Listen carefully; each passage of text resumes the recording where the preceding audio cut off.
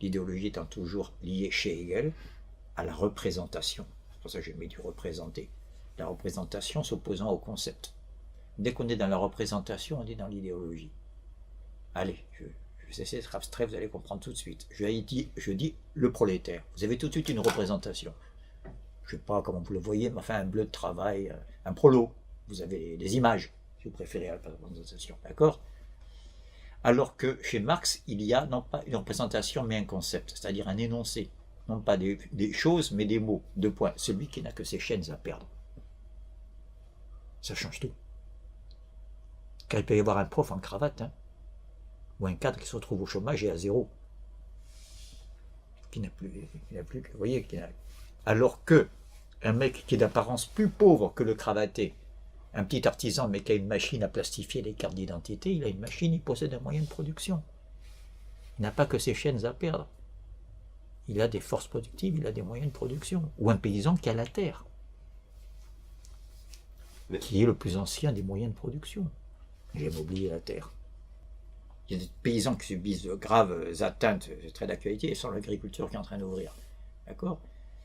Et à leur niveau de vie, à leur revenu, mais tant qu'ils possèdent de la terre et un troupeau, c'est pas des prolétaires. Je suis pas en train de dire qu'ils vivent bien, hein, ils vivent une tragédie.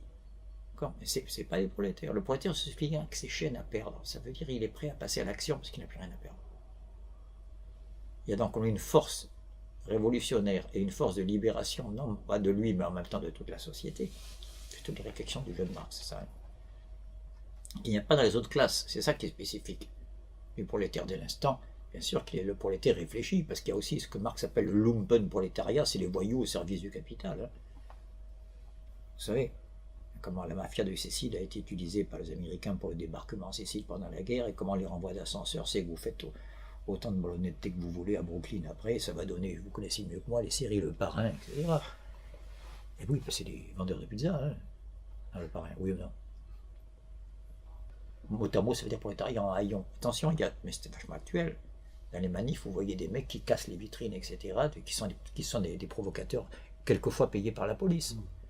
Il y a toujours eu une complicité objective, d'accord, d'un certain, du plus haut du pouvoir et du plus bas des casseurs. C'est ce qui est le plus facile à acheter. Je peux aller encore plus bas, même aller dans les prisons. Et dire à Mokhtar, je dis ça parce que, pour des raisons évidentes et de misère, il y a beaucoup de Mokhtar dans les prisons, plus que de Jean-Michel. Et lui dire, t'en as marre d'être en tôle, t'as raison, c'est pas bon. Hein. Tiens, je te donne un passeport pour l'Afghanistan ou pour la Syrie, tiens. Vous suivez mon regard? C'est des flics qui veulent lui dire ça. Je lui fais ce qu'on te dit, tu peux être libre demain.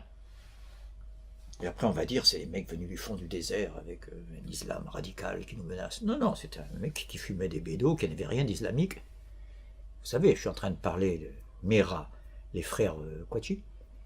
Tout le monde dit, ou comment s'appelle le quartier de Bruxelles, Lovenbeck, je sais pas quoi, là, je vais dire. Les mecs, ils avaient tous 3 blondes dans chaque bras, fumant des bédos du matin au soir, buvant bière sur bière. Donc on ne nous va pas croire que c'est l'idéologie de l'intégrisme islamique qui est à l'origine du terrorisme. C'est grave ce que je dis. Alors bientôt on va être, je sais pas, parce que maintenant les fake news ça va être interdit. Je suis certain qu'il y a une manipulation par les services de bien des terroristes. Et surtout par les États-Unis, beaucoup plus français, c'est la bricole. Donc je veux dire, vous vous rendez compte, c'est le bénéfice de toute la ligne. Je fais croire que du fond du désert surgissent périodiquement des illuminés, des convulsés comme ça. Oui, ça existe, mais ça ne fait pas des millions de morts, ça. Ça fait des petites effervescences dans le désert comme ça, qui sont vite surmontées par les populations elles-mêmes, qui régulent. Hein.